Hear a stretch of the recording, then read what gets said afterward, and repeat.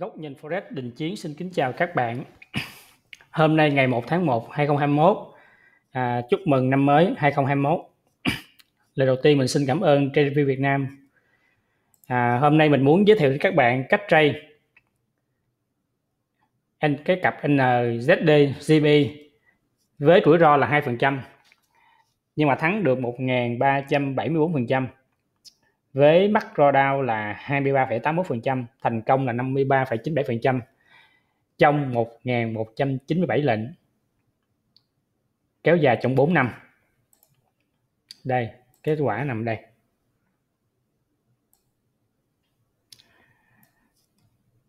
Thì cũng như mỗi lần ha, mình sẽ nói về kết quả dài, chung và ngắn hạn ha. Các bạn chịu khó để ý bên đây nha.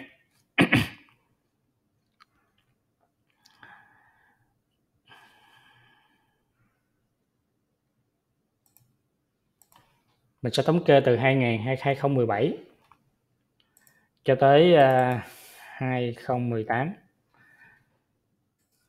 Đây là kết quả từ năm nè. Đó. 2018 cho đến 2019.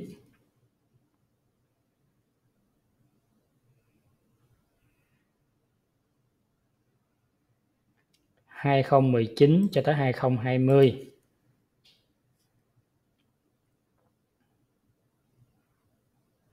Và 2020 cho tới cuối năm nay. Nguyên một năm luôn. Rồi 4 năm liên tục, thắng liên tục.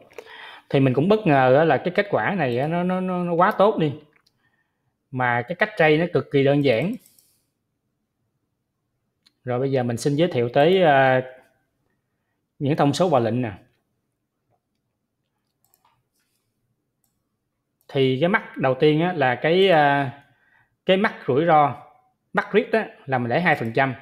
Với 2% á, thì mình muốn biết đúng hay sai á, mình vào danh sách lệnh giao dịch nè. Các bạn để ý những cái lệnh thua đó, đây nè, 2,03 nè. Đó, 2,04. Thì những cái tại sao nó 200304 á, là lý do là nó có tính có hoa hồng ở bên đây nè. Bạn thấy không? Hoa hồng đây nè, là tính trượt giá. Rồi. Đó là cái rủi ro là 2%. Được không? Tỷ lệ stop loss với lại profit đó là 1/1.1. Lần trước mình bot á, mình bot lần trước á là tỷ lệ 11 thôi. Đây nè, này tỷ lệ 11 nè. Nó chỉ thắng được 600% thôi. Bây giờ mình ngồi mình sửa cái script lại. Không thì cái cách vô lệnh nó cũng tương tự như vậy thôi. Đây là hôm nay mình nói, mình chủ yếu là mình backtest lại cho các bạn xem. Thì cái vào lệnh á, vào lệnh có đường upper lower, được không? Thì muốn sử dụng cái chỉ báo rồi nè, thì mình đã có share trên đây.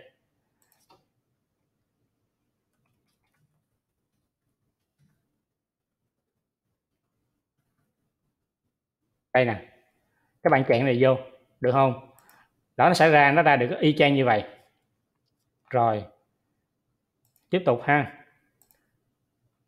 Đó là sử dụng kênh Kellner. Thì cái đường basic á, cái đường ở giữa nó tính ở giữa rồi nè. Đường ở giữa nè là đường này nè, đường cơ bản nè. Đó là 20 nha các bạn. Mình mở luôn đi, 20. Đây nè, số 20 là chỗ này nè. Đây nè, basic value 20 nè. Được không? Rồi, bây giờ làm sao để xác định một trend tăng, một xác định một trend giảm? Bây giờ mình nói trend tăng trước. Trend tăng khi mà các bạn để ý nè, khi mà giá đóng cửa ha, giá đóng cửa nè, nó vượt qua đường upper 1 là tính trend tăng. Thì ở đây là cái số lần vượt qua, thì một lần. Đây số lần vượt qua nè, một lần nè. Là cứ vượt qua mình cứ canh mình đánh tăng theo thôi. Được không? Rồi mình thử cho các bạn xem ha. Đây trên tăng nè. Thí dụ như cái đoạn này nè. Được không? Mình sẽ backtest lại nè. Giả sử như cái đoạn này nó mới đóng lệnh này lệnh sell thua nè.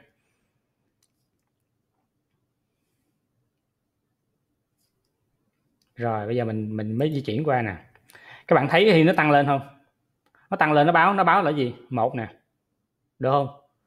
Bạn để ý ha. 1 đúng không? Thì nó tăng. Thì á wait for buy at 731607. Thực ra con số này á là nó là được upper chứ gì đâu. Upper 1 nè, chỗ này nè. Nha, 161 các bạn thấy không? 73161 nè, 731607 nè. Đó. Thì mình cứ chờ về đây rồi mình qua một lần nữa nè. Rồi, thì bây giờ á, lần nữa thì cái lệnh buy này nó sẽ nằm phía trên đây. 73183. 7318 nè.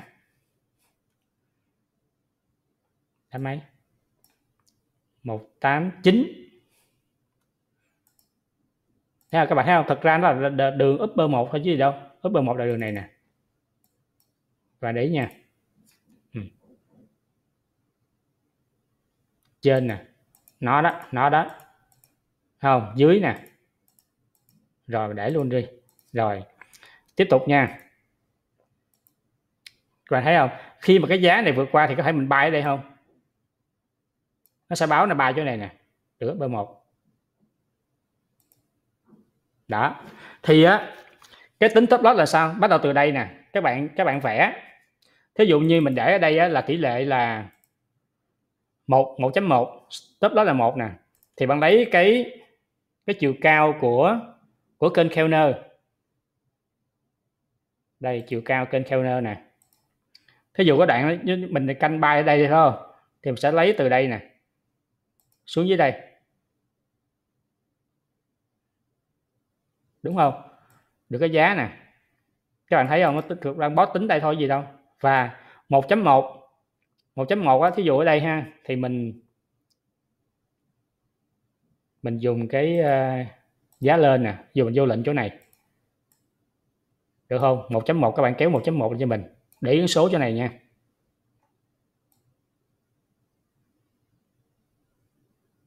Đó, 1.1, đại khái ở đó. Được không? Mình làm lại nè. Tắt lại ha.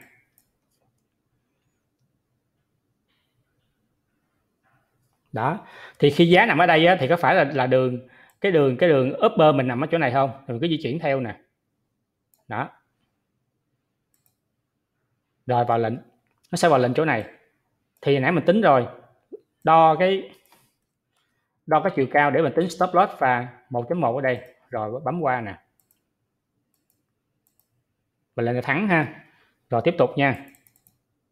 Bây giờ bắt đầu nó là sao? Nó vượt qua nữa. Các bạn thấy vượt qua nữa không? Nó tính nè. Rồi nó phải chờ cái giá 73.371. Đây nè, mình đánh lại nè, 73.371. Có phải là cái đường upper 1 này nữa không? Rồi tiếp tục qua nha. Rồi cái này tăng lên thì mình cứ tăng theo mình sẽ di chuyển theo cứ 1 tiếng đồng hồ mình di chuyển một lần. Di chuyển theo nó. Đó, thì cái này phải vô lệnh không nè. Thầy các bạn thấy vô lệnh không? Mình sẽ vô lệnh chỗ này đúng không? Thì nó cũng y chang như vậy. Mình cũng sẽ lấy cái khoảng giá nè. Mình để vô đây. Thì có phải khi mình vô lệnh chỗ này á, thì mình để kéo xuống đây ra 11 nè. Được không? Rồi mình mới vẽ từ đây lên và lấy tỷ lệ 1.1. Bấm đây ha. Đây 1 đúng không các bạn? 1.1. Rồi, 1.1. Tiếp tục nè.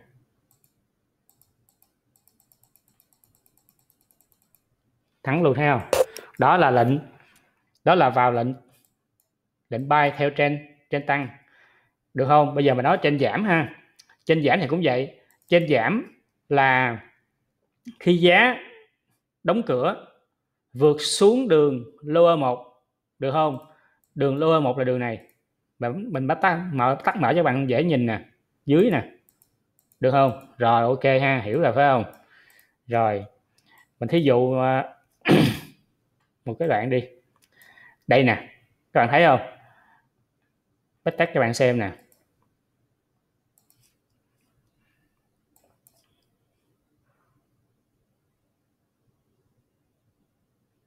Rồi, hiện nay nó đang vô lệnh nó chưa có tính cái Rosen thấy không? Giờ bấm qua nè, các bạn thấy không, các bạn thấy nó rót vào không, một nè, rót vào một nè, thì mình bấm lại ha, mình trả lại đây nè.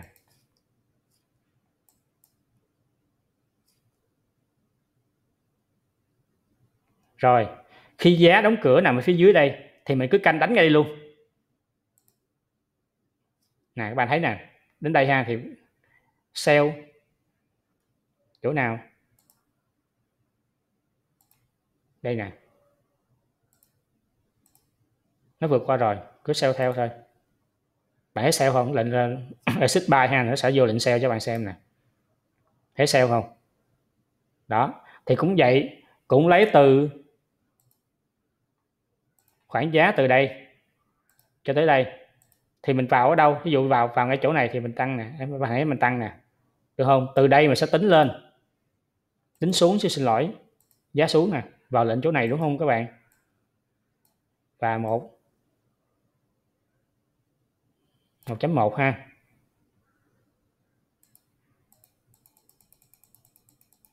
Đó, các bạn thấy dễ không? Rồi mình tiếp tục nè, đây cũng vậy nè, thí dụ ha, ví dụ như đây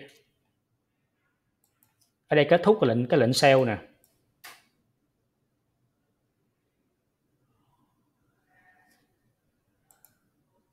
kết thúc lệnh sell nè, các bạn thấy không? Rồi thì khi kết thúc lệnh sell á, mà trong quá trình nó sell á, mà cái giá đóng cửa nó cứ vượt xuống á, đường lower một con bot này sẽ tính một lần xuống nè, thì các bạn phải là nó chờ sell tại 73.508, thực ra là chỗ này nè, 73.508, mình mở cho các bạn dễ hình dung nè, 73.508, thấy chưa? Rồi tiếp tục ha, bấm qua nè, thì nó di chuyển xuống thì mình có di chuyển cái lệnh của mình theo. Giờ lệnh sell mình nằm ở đây, tiếp tục dây xuống đây, rồi vô lệnh chỗ này đúng không các bạn?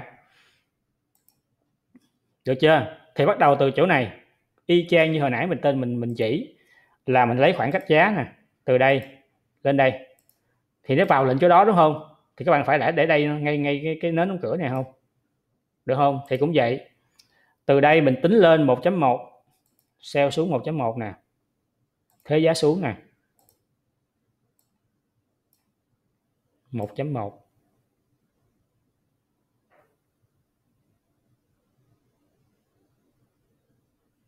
đó 1.1 các bạn thấy không? Rồi giữ lệnh thôi.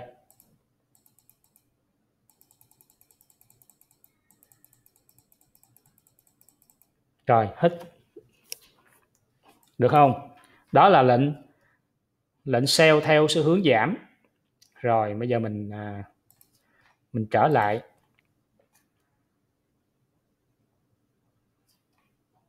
rồi các bạn để ý như vậy nè, các bạn để ý là khi nó vào lệnh á, mình sẽ có một cái chức năng là reset cái tín hiệu vào lệnh lại nè. Có nghĩa là khi mà reset á, bạn để ý reset á, là nó đang màu xanh các bạn thấy không? Thì nó sẽ trở lại trên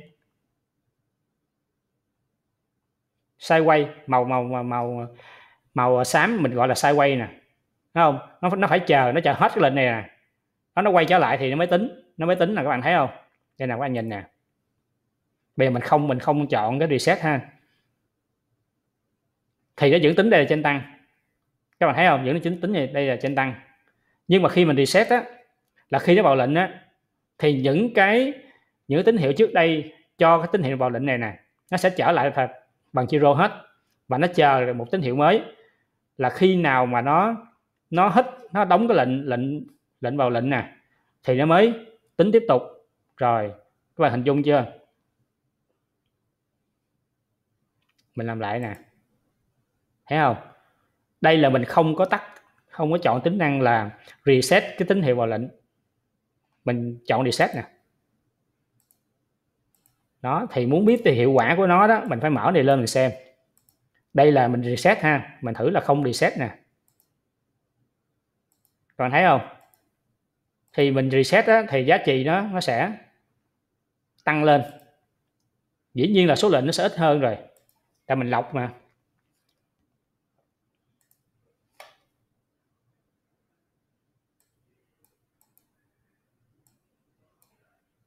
Rồi tiếp tục ha, hủy mua bán khi xuất hiện nến đảo chiều 80%.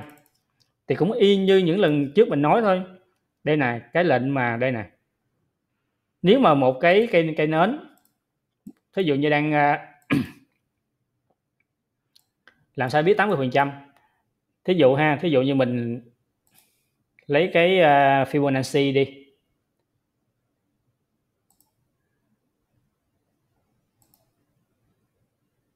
Thí dụ mình đo nè, mình đo từ đây đến đây.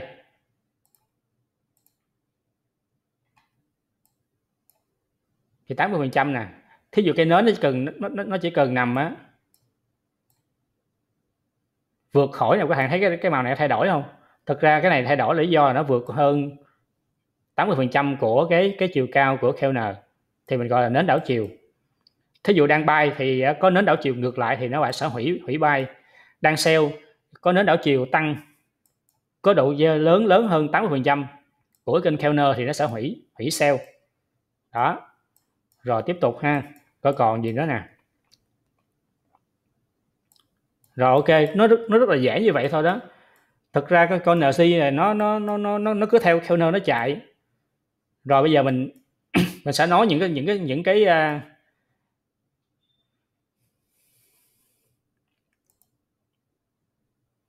cái kết quả khác của nhiều sàn ha.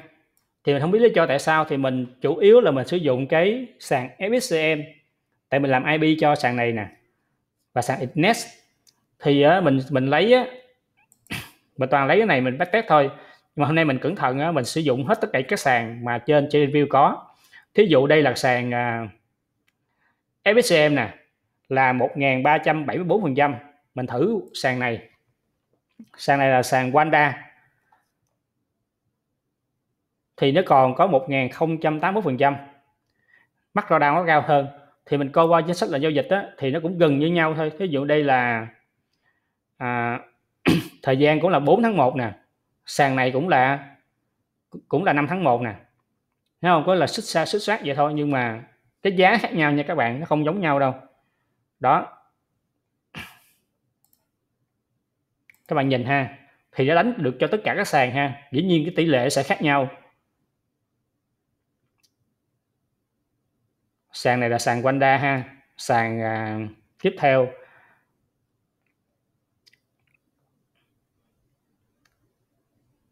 forex.com thì nó còn có 982% thôi. Tiếp tục. Đây là sàn IDC. Nó còn 194%, thì mình không biết lý do tại sao. Để mình coi qua danh sách lệnh giao dịch đi. Thì cái này cũng là ngày 3 tháng 1 các bạn thấy không? Cũng 2017 nè. Nhưng mà tỷ lệ khác nhau. Đó. Nó khổ như vậy.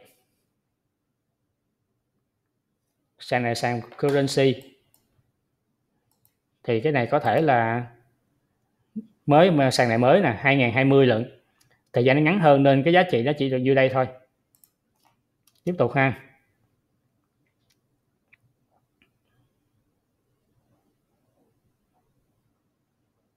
Đó. Sàn Saso. Còn 2 sàn nữa.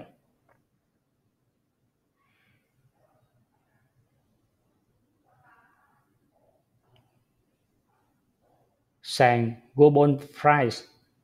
Và sàn cuối cùng là sàn Capital. Nói chung tất cả các sàn đều thắng, nhưng mà nó sẽ giá trị sẽ khác nhau nha các bạn. Rồi. Các bạn ủng hộ mình qua kênh này giùm mình. Được không?